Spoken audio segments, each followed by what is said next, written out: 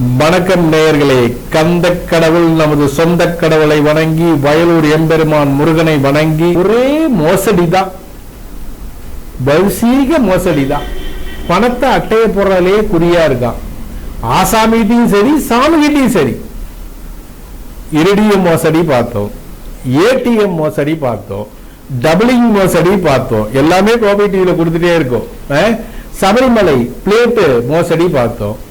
பூரா உழைக்காம அட்டைய போடுறதுலே குறியா இருக்கான். சாமியார் ஒரு லேடி சாமியார் 14 கோடி அட்டைய போட்டா, அதை பார்த்தோம். எல்லாம் இப்ப ஐயப்ப மலை போய் அடுத்ததா எங்க வந்திருக்கு? ஏழுகுண்டலவாடா வெங்கட்ட ரமணா கோவிந்தா கோவிந்தா. அப்படிதான் நான் திருப்பதி போனா சொல்லுவேன். உள்ள போற வரைக்கும் அதான் சொல்லுவேன். அந்த இடத்துல இப்ப நடந்திருக்கு பாருங்க ஒரு பெரிய மோசடி. ஏற்கனவே இதை பத்தி கோவை டிவியில சொன்னோம். ஆனா அப்ப கைது பண்ணல, இப்ப கைது பண்ணிட்டாங்க. என்ன? பூலோக வைகுண்டம். திருப்பதி பூலோக வைகுண்டம். புரியுதா? ராமநாமம் சொன்னாலே பிராப்தம் அடைஞ்சலாம் சொல்லுவாங்க. அதெல்லாம் நிறைய படிக்கணும், படிச்சாதானே தெரியும். ஓய்வா இருக்கிறவங்க ராமநாமம் சொல்லணும். ஸ்ரீராம் ஜெயராம் ஜெய ஜெயராம். யாரு? யோகி சரத்குமார், யோகி ராம் சரத்குமார் சொன்னது 10,000 முறை சொன்னாருங்க. 3 நாள் தான். பப்பா ராமதாஸ் சாமிகள் தான் அவருக்கு சொல்லிக் கொடுத்தது மந்திரோபதேசம். ஸ்ரீராம் ஜெயராம் ஜெய ஜெயராம். பெருமாள் வந்தாச்சு இல்ல? அப்படிப்பட்ட பூலோக வைகுண்டத்திலேயே என்ன பண்ணிட்டாங்க? கலப்பட நெய் கலந்து லட்டு, கலப்பட லட்டை உருட்டி களவாணி பணத்தையும் உருட்டி திருடிட்டானுங்க. புரியுதா? அதை எஸ்ஐடி அதிகாரிகள் கைது பண்ணிட்டாங்க. அவனை கைது பண்ணியாச்சு. அவனை மட்டும் ஒரு ஆளை மட்டும் கைது பண்ணியாச்சு. முதல்ல நாங்க சொன்னோம், அப்ப கைது பண்ணல.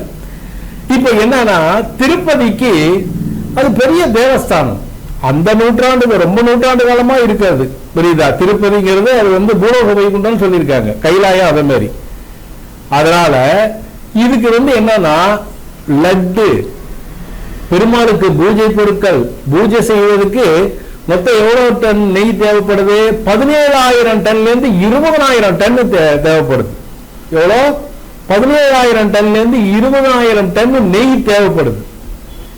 இந்த நெய்க்கு என்ன பண்றாங்க? முதல்ல டெண்டர் கொடுத்துதான் ப்ரொசீஜர் என்னவோ அதுதான். டெண்டர் கொடுக்கணும், அதுல இருந்து ஆளை எடுக்கணும், அவங்க நெய் சப்ளை பண்ணணும். இதானா?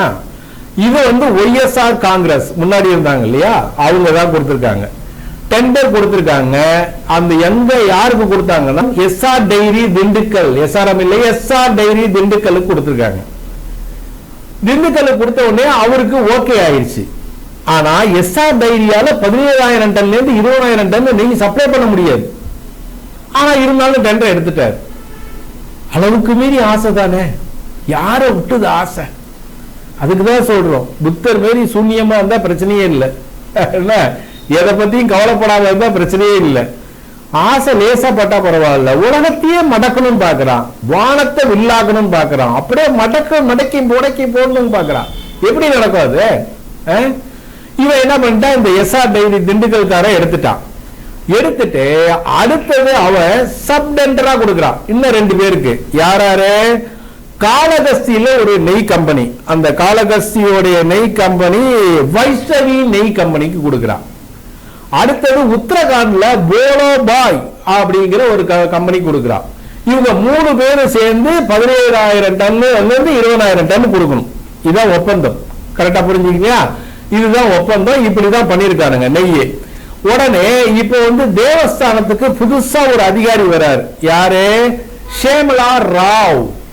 தேவஸ்தானத்துக்கு புது அதிகாரி ஷேமலா ராவ் அப்படிங்கிறவர் வராரு. அவர் உடனே இந்த நெய்யில ஏதோ கலப்படம் இருக்கிற மாதிரி சந்தேகப்படுறார். சந்தேகப்பட்ட உடனே இந்த நெய்யை லேபுக்கு அனுப்புறார். நல்லா தெரிஞ்சுங்க, பகவான்டே திருவிளையாடல் பண்றானே, பகவான்டே பண்றான், என்ன செய்ய முடியும்? உடனே கொண்டு போய் லேப் டெஸ்ட்க்கு அனுப்புறார். லேப் டெஸ்ட்ல கிளீனா வந்துருச்சு. பன்றி இறைச்சி, பாமாயில் என்னென்ன கலந்துக்காம பாருங்க. படுவாவி பெயர் மக்கள் சாப்பிடுறது பூலோக வைகுண்டம். அந்த காலத்துல லட்டு இவ்வளவு பெருசு இருக்கும். என்ன எங்க அப்பா அம்மா அவங்க எல்லாம் போறப்ப தாத்தாலாம் வாங்கிட்டு அந்த லட்டுக்குன்னே ரொம்ப கிராமமே ஏங்கி நிற்கும். என்ன கலந்துருக்கான், பன்றி இறைச்சி எல்லாம் பாருங்க, வெஜிடேரியன் பன்றி இறைச்சியை கலந்துருக்கான். பன்றி இறைச்சி, பாமாயில், ரசாயன கலவை. தாங்குமாடா?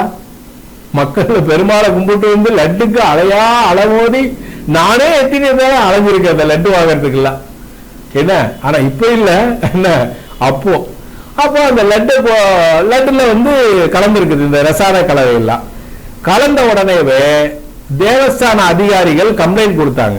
கம்ப்ளைண்ட் கொடுத்த உடனே இது வந்து உயர் நீதிமன்றம் என்ன சொல்லிருச்சு, அந்த ஆந்திர உயர் நீதிமன்றம் இதை வந்து சிபிஐ தான் விசாரிக்கணும், சிபிஐ விசாரிச்சாதான் உண்மை தெரிய வரும். நிறைய வழக்குகளை சிபிஐ விசாரிக்கணும், விசாரிச்சா உண்மை தெரிய, சிலது கிடப்பிலையும் கிடக்கு. ஆனா சிலதுல உண்மை வந்துருது உண்மையா, ஏன்னா கரெக்டா ட்ரேஸ் அவுட் பண்ணுவாங்க, எங்கெங்க எங்கெங்க எங்கெங்க என்னென்ன எல்லாம் கரெக்டா ட்ரேஸ் அவுட் பண்ணிடுவாங்க சிபிஐ. சிபிஐ விசாரிக்குது. இப்ப விசாரிச்சு எல்லாம் அனலைஸ் பண்ணி ஒவ்வொரு ஆளா விசாரணை பண்ணதுல கலப்படம் உறுதியாகிவிட்டது. சிபிஐ சொல்லிட்டாங்க, நெய்யில கலப்படம் உறுதியாகிவிட்டது அப்படின்ட்டு. உடனடியா என்ன பண்றாங்கன்னா, சிபிஐ அதிகாரி தலைமை பாத்தீங்கன்னா யாருன்னா வீரேஷ் பிரபு அப்படிங்கிறவருடைய தலைமையில தான் இந்த என்கொயரி ஸ்டார்ட் ஆயிருக்கு. கலப்படம் உறுதியான உடனே ஏஆர் டைரியோடைய எம்டி ராஜசேகர், அடுத்தது போரோபாய் நெய் நிறுவனத்துடைய முன்னாள் இயக்குனர், போரோபாய் நெய் இருக்கு இல்லையா, போரோபாய் உத்தரகாண்ட், அவன் நெய் ரெடி பண்ணி கொடுக்கிறான் முன்னாள் இயக்குனர். ஏன்னா இப்ப வேற இயக்குனர் வந்திருப்பான், ட்ரஸ்ட்ல இருக்கலாம் ஒருவேளை, ஏன்னா மாறி மாறி வருவாங்க இல்லையா. அப்ப முன்னாள் இயக்குனர் பிபின் ஜெயின், மொபைல் ஜெயின், 2 பேர் இருக்கான். பிபின் ஜெயின், மொபைல் ஜெயின், 2 பேரையும் பிடிச்சிட்டாங்க. அடுத்தது காளகஸ்தியில் இருக்கிற வைஷ்ணவி டைரியோட மேனேஜிங் டைரக்டர் சாந்தாவை பிடிச்சிட்டாங்க. 3 மேனேஜிங் டைரக்டர் மாட்டிக்கிட்டாங்க இப்போ. இது அதாவது ஏஆர் டைரி திண்டுக்கல், அடுத்தது காளகஸ்தியில் இருந்த டைரி அவன் மாட்டிக்கிட்டான், அடுத்தது காளகஸ்தியில் இருந்த டைரி மாட்டிக்கிட்டான், அடுத்தது உத்தரகண்ட் போலாபாய் அதுல இருந்தவங்க மாட்டிக்கிட்டாங்க. காளகஸ்தியில் இருந்தவங்க பொம்பளை பேரு சாந்தா, எல்லாரும் மாட்டியாச்சு. இப்ப சிபிஐ திருப்பி என்கொயரி ஆரம்பிக்கிறாங்க, அவங்க எல்லாத்தையும் என்னென்ன பண்ணீங்க அப்படின்னு. அப்ப இவங்க என்ன சொல்றாங்க, இவங்களுடைய தகவல் என்ன சொல்றாங்கன்னா, முன்னாள் தலைவர், இதுக்கு முன்னாடி பாத்தீங்கன்னா முன்னாள் அறங்காவலர் குழு தலைவர் யாருன்னா சுப்பா ரெட்டி, முன்னாள் அறங்காவலர் குழு தலைவர் சுப்பா ரெட்டி, அதை தொடர்ந்து சின்னா ரெட்டி, முன்னாள் தலைவர் சுப்பா ரெட்டி நேரில் ஆஜராகணும்னு அவருக்கு நோட்டீஸ் அனுப்புறாங்க சிபிஐ. உடனே நேரில் வர்றார், டெல்லியில வந்து பிரஸ் மீட்ல அட்டன் பண்றார். அட்டன் பண்ணும்போது அவர் என்ன சொல்றாருன்னா, எனக்கும் இந்த நெய்க்கும் சம்பந்தமே இல்லை. யாரு? அந்த முன்னாள் தலைவர், எனக்கும் இந்த நெய் பர்ச்சேஸுக்கும் சம்பந்தமே இல்லை. இந்த நெய் பர்ச்சேஸ் பண்றதுக்குன்னு ஒரு தனி அதிகாரி இருக்கார். அவர் சொல்றது உண்மைதான். இந்த நெய் பர்ச்சேஸ் பண்றதுக்கு ஒரு தனி அதிகாரி இருக்கார். அந்த அதிகாரி பேர் சுப்பிரமணியம். அப்படின்னு சொன்னோடனே சிபிஐ பக்கம் கண்ணு அவங்க பக்கம் திரும்புது. நேரா அவர் வீட்டுக்கு போறாங்க, ரைடு பண்றாங்க, எல்லா ஸ்தாபனத்தையும் எடுக்கிறாங்க. எல்லாத்தையும் எடுத்து இவன் தான் முக்கியமான ஆளுங்கிறத முடிவு பண்ணிட்டாங்க. ஒத்துக்கிட்டான் அவன். 10 மணி நேரம் விசாரணை பண்ணா அப்புறம் கிடுக்குப்பிடி விசாரணை அப்படின்னு போட்டாலே உடனே உண்மையை சொல்லிடுவாங்கல்ல. போலீஸ் சாதாரணமா கேட்டா சொல்ல மாட்டாங்க. கிடுக்குப்பிடி விசாரணை போட்டா தானா எல்லா உண்மையும் வந்துடும். வந்த உடனே என்ன சொல்லிட்டான், எல்லாம் நான் தான் எடுத்தேன்னு. உடனே அவனை என்ன பண்ணாங்க, கவர்மெண்ட் ஹாஸ்பிட்டல் இழுத்துட்டு போய் மெடிக்கல் டெஸ்ட் போட்டு அவனை கைது பண்ணிட்டாங்க. யாரு? சுப்பிரமணியத்தை கைது பண்ணிட்டாங்க. இதுக்கெல்லாம் காரணம் சுப்பிரமணியன் தான், வேற எந்த அதிகாரியும் கிடையாது, எவனும் கிடையாது. சுப்பிரமணியத்தை கைது பண்ணியாச்சு.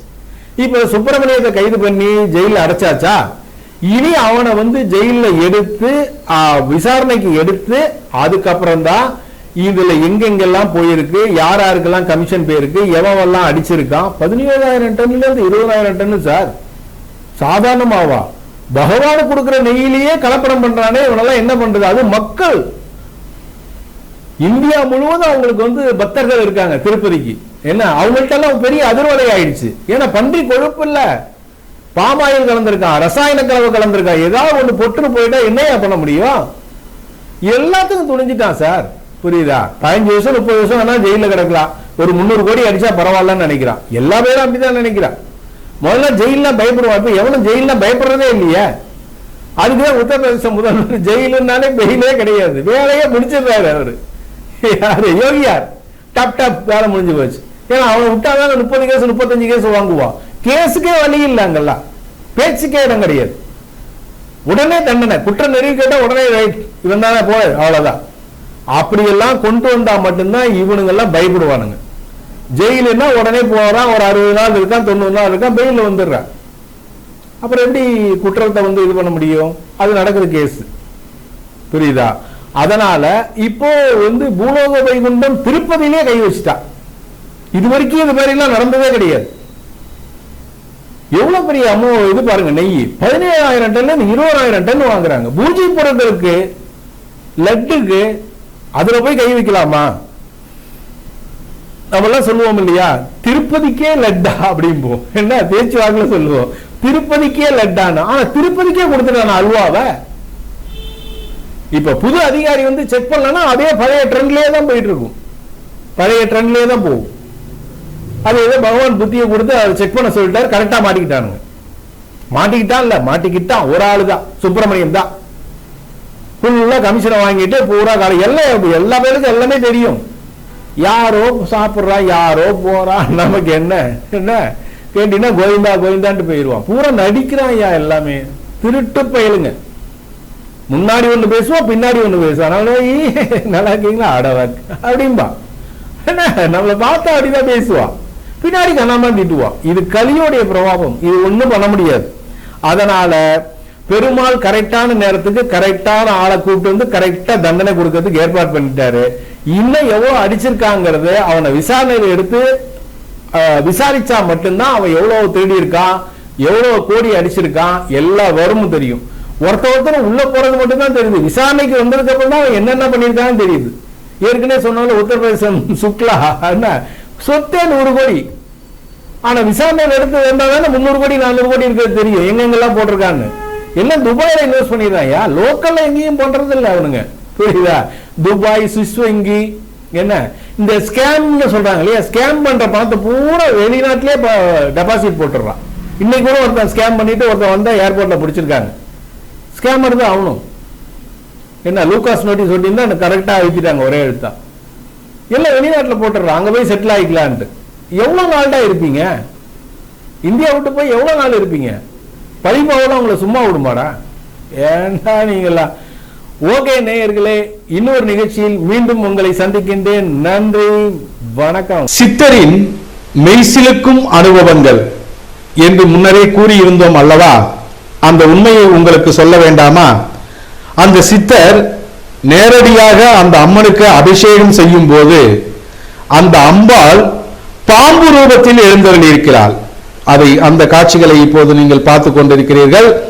அந்த பாம்பு ரூபத்தில் எழுந்திருக்கும் அம்பாளை இந்த சித்தர் பாலால் அபிஷேகம் பண்ணுகிறார், சந்தனத்தால் அபிஷேகம் பண்ணுகிறார். என்னதான் ஜீவன் இருந்தாலும் 5 அறிவு படைத்த ஜீவன், தெய்வத்தினுடைய பாம்பு இல்லை என்றால் யாராயிருந்தாலும் தீண்டும். ஆனால் கடவுளின் அருள் பெற்ற இந்த சித்தர் அந்த பாம்புக்கு அபிஷேகம் பண்ணும் போது எந்தவித மறுப்பும் அது தெரிவிக்கவில்லை. சில நேரம் மஞ்சள் தண்ணி எடுத்து அவர் வாயிலே போடுறார். இதெல்லாம் பார்க்க ரொம்ப மெய்சிலிருக்கும் அனுபவமா இருக்கு.